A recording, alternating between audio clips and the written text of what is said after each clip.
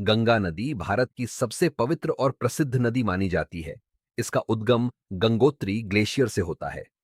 Gangotri glacier से निकलने वाली धारा को भागीरथी नदी कहा जाता है।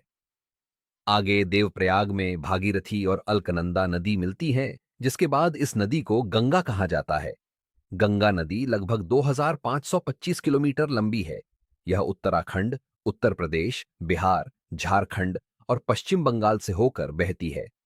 इसकी प्रमुख सहायक नदियों में यमुना नदी, घाघरा नदी, गंडक नदी, कोसी नदी, गोमती नदी, सोन नदी और दामोदर नदी शामिल हैं।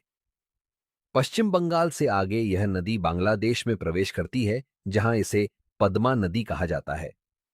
अंत में गंगा नदी बंगाल की खाड़ी में जाकर मिल जाती है।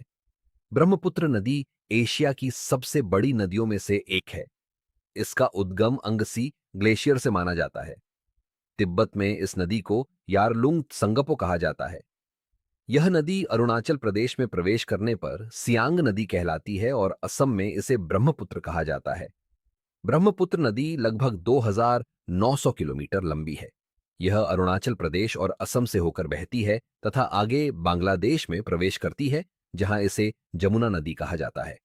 इसकी प्रमुख सहायक नदियों में सुबसरी नदी, मानस नदी, तीस्ता नदी, दिबांग नदी और लोहित नदी शामिल हैं।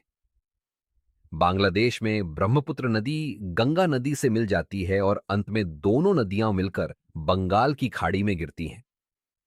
गंगा और ब्रह्मपुत्र नदियां मिलकर दुनिया का सबसे बड़ा डेल्टा बनाती हैं, जिसे सुंदरबन डेल्टा कहा जाता है।